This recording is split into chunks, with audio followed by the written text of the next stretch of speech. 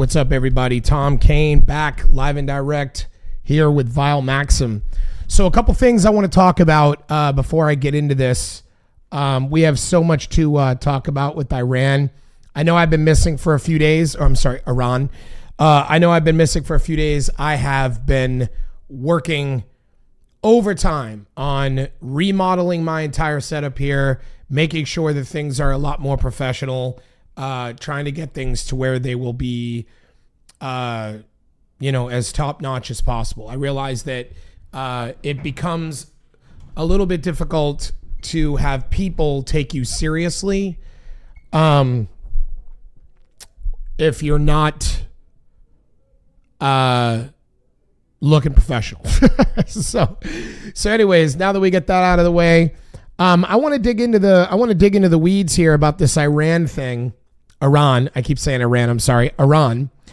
I want to dig into this Iran war and talk about what's going on here. So let's first get into the Trump warning. And let's see what happened President here. Trump is warning Iran against retaliating on U.S. targets in the Middle East. Tonight, he's headed to Canada to meet with G7 leaders. CBS's Willie James Enman is at the White House. Willie James, the president, with a very clear message when it comes to the Middle East. Yeah, that's right, Sharika. As fears grow that America's military could be drawn into another conflict in the Middle East, President Trump says the U.S. had nothing to do with Israel's attack on Iran. Which is not true already, because Ted Cruz was on the Tucker Carlson show and in the interview literally said, we helped them. We aided them. So that's a lie, which is fine. It's probably a good thing that Trump is lying when it comes to our involvement in the attack of Iran. However, not a good thing when you have idiots like Ted Cruz going on the Tucker Carlson show and outright saying we helped. Not a very good thing at all. With missiles flying between Israel and Iran, U.S. Marines and National Guardsmen deployed in Los Angeles, and nationwide protests capturing the attention of the nation, this has been one of the most tumultuous weeks of President Trump's second term. Today, the president posted that Israel and Iran... So they only go over a couple of them. I want to read the whole thing. Iran and Israel should make a deal and will make a deal, just like I got India and Pakistan to make in that case by using trade with the United States to bring reason, cohesion, and sanity into the talks with two excellent leaders who are able to quickly make a decision and stop. First of all, with regards to this statement, it's completely asinine. Deals are made before bombs drop. Deals are made before bombs drop. Understand that. It is ludicrous to assume that when bombs are dropping, when two countries are dropping bombs on top of each other, that now's the time to orchestrate deals. It's ludicrous. This should have been taken care of ahead of time. We had something in place called NATO. We had things that were to prevent things like this from happening. And of course, Trump dismantled everything. But he'll blame Biden for this like he does everything. Then he says, also, during my first term, Serbia and Kosovo were going at it hot and heavy. Going at it hot and heavy. That's a real great way to make a statement about people in a war with each other. As they have for many decades, and this long-time conflict was ready to break out into war. I stopped it. Biden has hurt the longer-term prospects with some very stupid decisions, but I will fix it again. Everything's Biden. Every single thing out of this guy's mouth is Biden. He doesn't know how to say anything else. He's literally actually been quoted by people that worked for him who've said that one of his favorite quotes is, it doesn't matter if it's true. If you say it enough, people believe it. And that's what Trump does. He just repeats things over and over and over and over again. Biden is bad. Biden was all Biden. Biden was the worst president this country's ever had. I'm saving America from the things Biden did over and over and over again. None of it's true. Complete fallacy. Was Biden a great president? Probably not. Honestly, middle of the road. Not really anything great, not anything bad. But was America's economy literally the envy of the world under Joe Biden? It was. And this idea that we were somehow like, we all had it horrible and that things were just terrible because Joe Biden was president. And I mean, this is just all Trump malarkey and propaganda that he spews out of his mouth. Anyway, so then he goes on to say, another case is Egypt and Ethiopia and their fight over a massive dam that is having which, oh my God. He's over here talking about the dam. Okay. That is having, this is not even remotely comparable. Is having an effect on the magnificent Nile River. There is peace, at least for now, because of my intervention, and it will stay that way. Likewise, we will have peace soon between Israel and Iran. Many calls, and the way he says it, Iran, which is the way I've accidentally said it now 3 times because of how many times I'm hearing him say it. Many calls and meetings now taking place. I do a lot and never get credit for anything, but that's okay. Yeah, he's such a fucking baby. I never get credit for anything.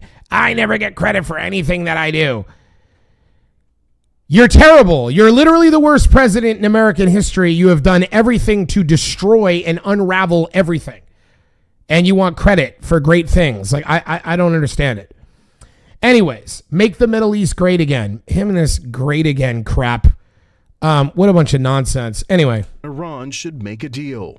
We will have peace soon between Israel and Iran. Many calls and meetings now taking place, the president wrote. The president also warning the U.S. would respond with force if Iran attacks America in any way.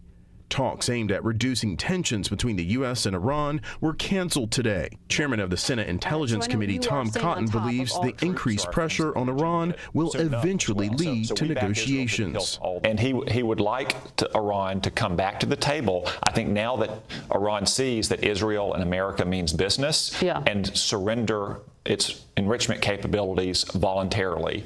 If that doesn't happen, though, I think these strikes are going to continue. Every other country celebrates their victories. It's about time America did too. This weekend, a show of force in the nation's capital, honoring the... A show of force. You call this a show of force? He looked like a joke on the international stage. He embarrassed the army. He sat there falling asleep.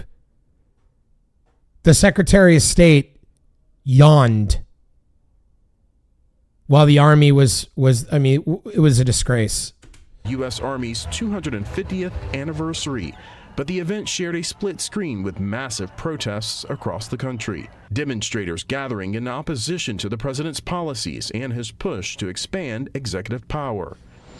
President Trump will meet with G7 leaders in Kananaskis, Alberta, starting tomorrow. It's his first visit to Canada during his second term, a nation he says should be a 51st state. But Canada's prime minister says that will never happen.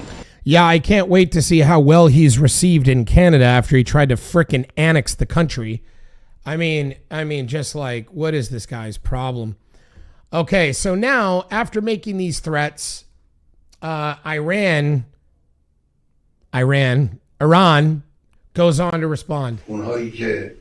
Those who are familiar with the politics of the region, they know that the Americans' involvement in this matter will 100% be at their loss. The loss they receive will probably be much more than the damage Iran will bear. If America have a military presence on the ground, without a doubt, it will be an irreparable loss. He's talking smack.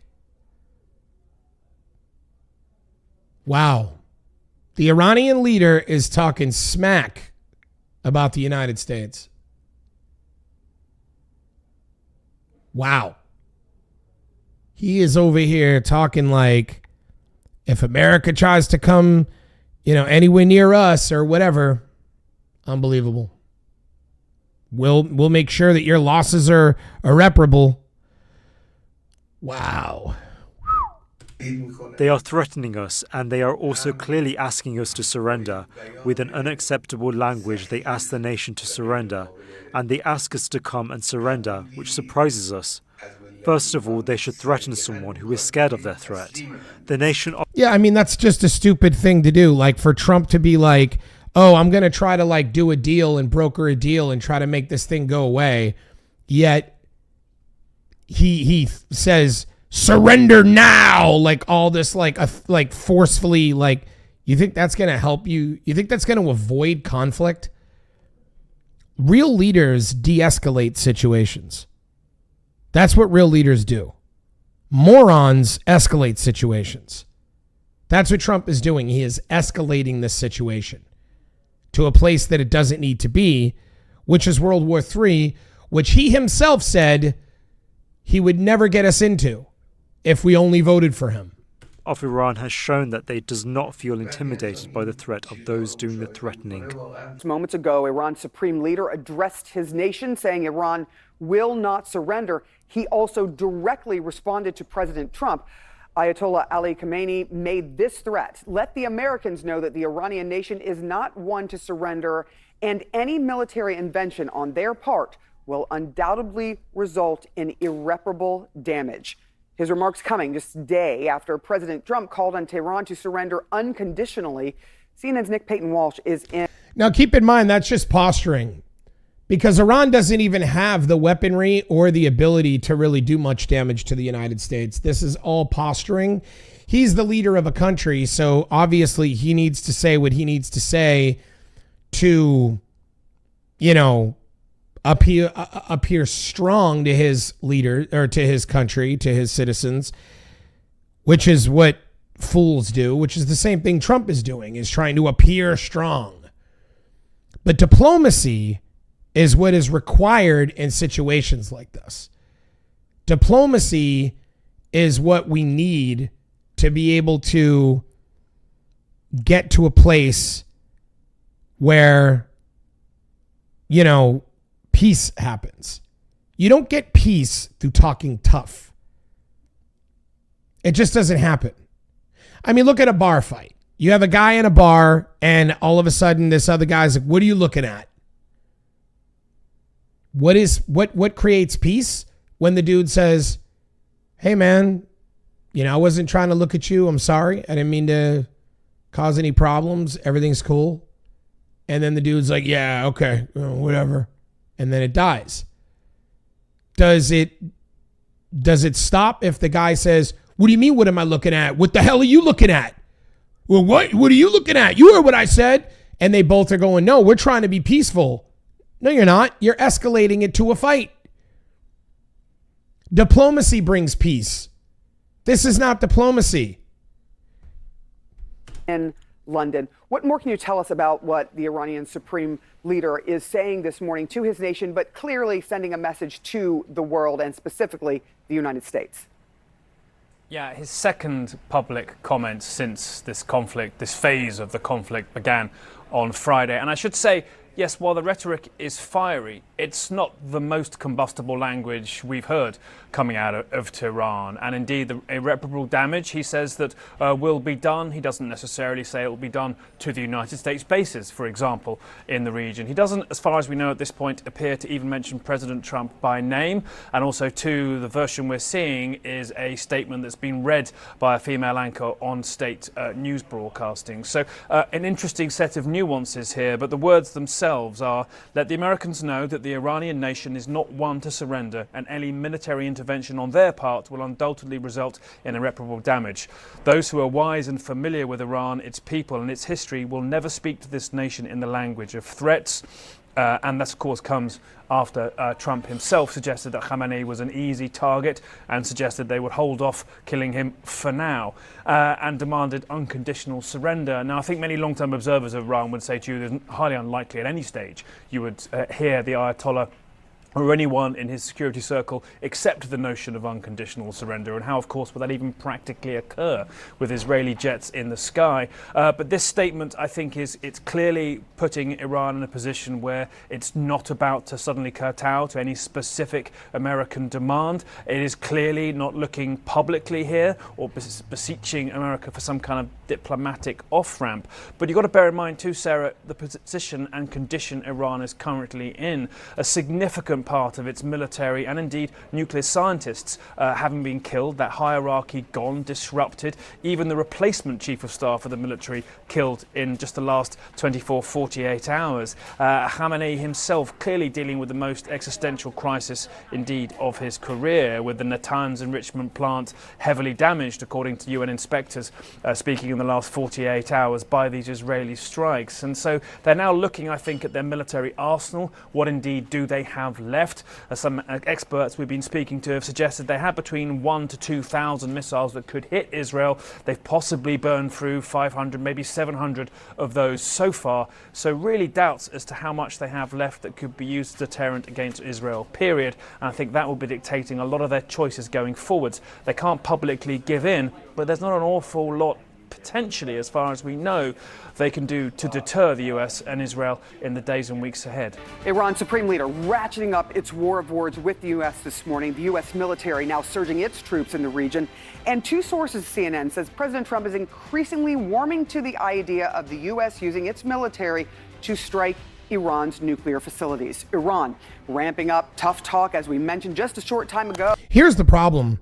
The problem is that even if Iran does not have the kind of weaponry and military force that scares the United States, that's not the concern. The concern is that they have partnered with BRICS. They are partners with China. They are partners with Russia. Okay? Two very, very, very scary countries. And if you think that they're just going to stand by idle and let America start bombing one of their allies, they're not. And that's a major problem. I mean, this is a huge issue. Trump is literally about to get us involved in World War III. This is not the early or the late 90s or the early 2000s era where everybody was against the Middle East. Things have changed. Okay, things have changed. Iran is now involved with the United Emirates. They're involved with China. They're involved with Russia. They're involved with India. Things have changed. There's a lot of trade going on between all of those countries. A lot of them are way more developed and more advanced than they were 25 years ago. 25, 30 years ago. Things have changed. The idea that America is just going to go in there and start bombing Iran and that that's just going to be acceptable on a global scale is absolutely not reality. This will turn into a war of epic proportions, but the scariest part of it all is that we have incompetent leaders. I cannot stress to you enough how incompetent. The people that run the most important aspects of our government right now are incredibly incompetent. I mean, the fact that the person who is in charge of our Secretary of State is not intervening and is not trying to keep peace here and just letting Trump decide. All of the leaders in the administration are just letting Trump do whatever he wants. And all of them are cowards and afraid to call him out on anything. And none of this that he's doing is rational or good for America in any way. In any way. And I mean, look, let's talk about some of the polls. I'm going to zoom in on this so make sure you guys can see this real clear.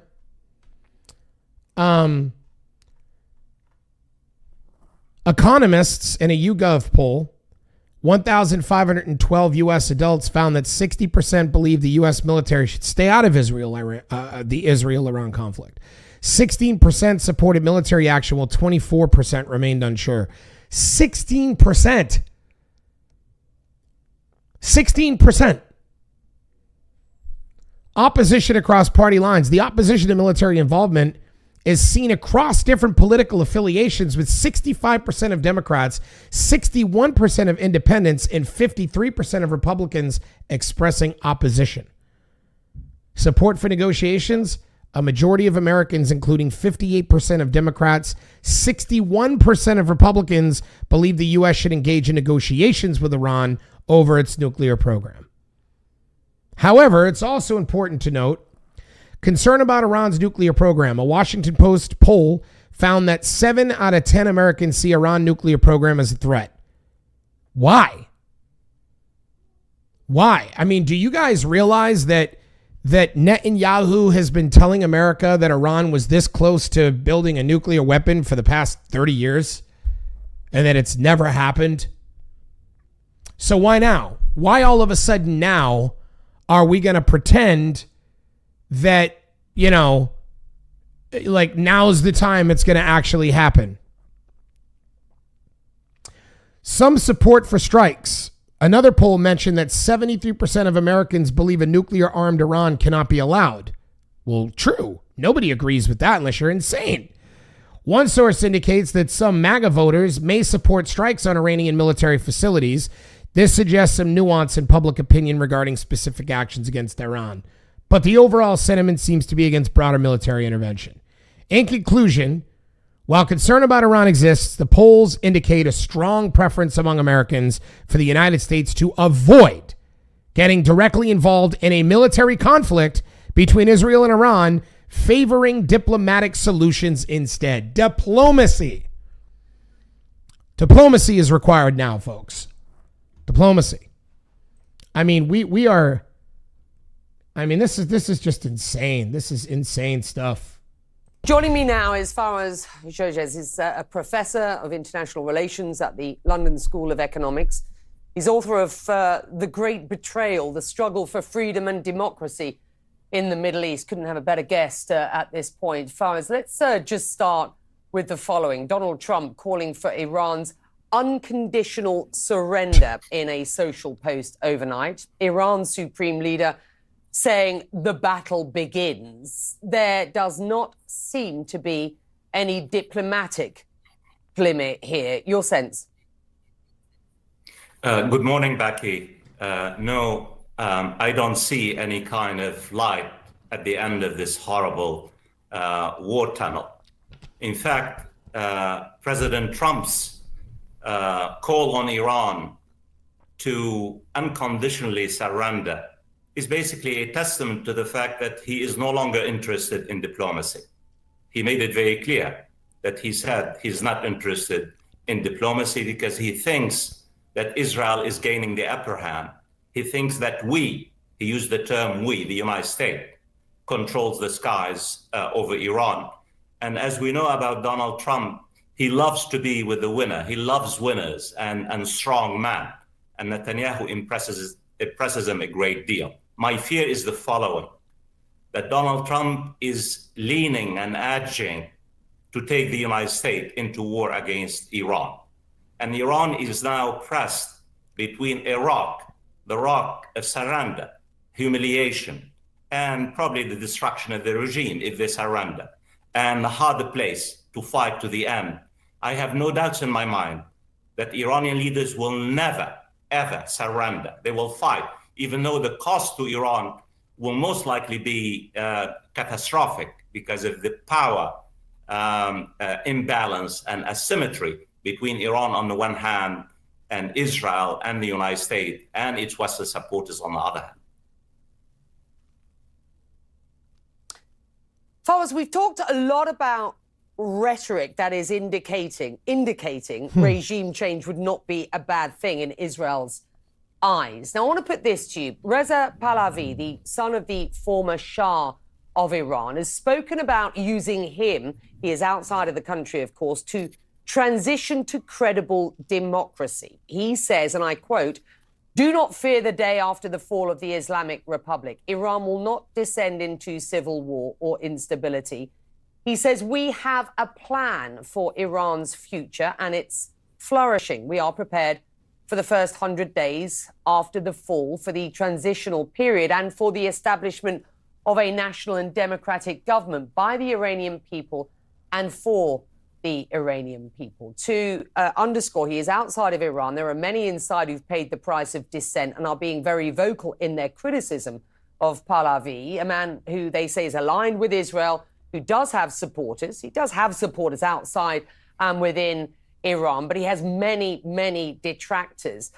Point being here, what do you make of his statement? And what does a potential day after look like to avoid outright civil war, which is clearly a risk should the regime be either taken out or fall at this point? Becky, with all humility, you and us are ahead of ourselves. First of all, your question implies that somehow Iran is on the tip of losing its institutions and its regime. You're implying that this man who has been calling for the past few years, this is not the first time, delusional. He has no power base inside Iran. There is no alternative opposition inside Iran, and there is no alternative opposition outside Iran. Let me just contextualize the question, if you allow me, Becky, a bit. Wow. There is considerable opposition inside Iran to the clerics in Tehran. Considerable. Millions of Iranians, especially young men and women, have protested because of the state's intrusion into their daily lives. Millions of Iranians have not been allowed to have a free life, to breathe. They wanted to breathe. But there's a huge difference, Becky, between opposition, domestic opposition to the regime, and basically Iranians listening to Benjamin Netanyahu call to instigate a civil war. Iran, as you know, more than I do, is a civilizational state. Iranians are very nationalistic, like all people. When a country is attacked, when their sovereignty is attacked, they will rally around the flags. In fact, many Iranians now, and we have many reports, are upset because their government did not build a nuclear weapon. In fact, many Iranians say we have the natural right to build a nuclear weapons, even though the CNN yesterday, as you know, the CNN reported that the assessment by US intelligence found that Iran was not actively trying to build a nuclear weapon. And that's exactly correct. Iran has not been trying to build a nuclear weapon, and they haven't been for years. And Netanyahu has repeatedly told the American public for the past 25, 30, I think even years, that, I mean, literally every like 5 years, he's trying to convince America that Iran is this close to building a nuclear weapon. I mean, this was one of the reasons. I mean, he did it with Iraq too. Iraq was trying to build a nuclear weapon back in the day, and then we ended up bombing the heck out of Iraq and taking out Saddam Hussein and finding no weapons of mass destruction. So how long are we going to keep on playing the fool here? How long are we going to keep on playing the fool? That's what doesn't make any sense to me. It's, enough is enough. And, I mean, it's so crazy. I mean, the numbers don't lie. The numbers don't lie. The people don't want to be involved in a war with Iran. We don't want that. Nobody does. Nobody does. And the bottom line is we need diplomacy. That's what we need.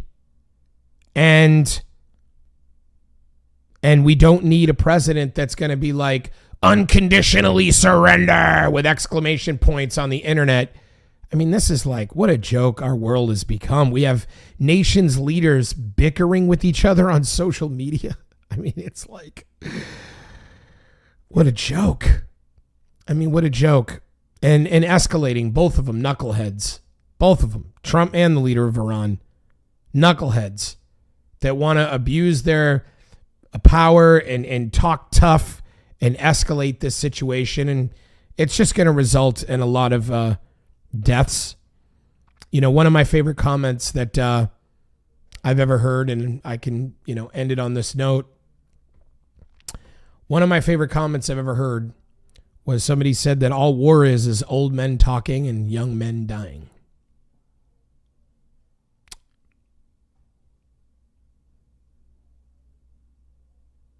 That's all it is.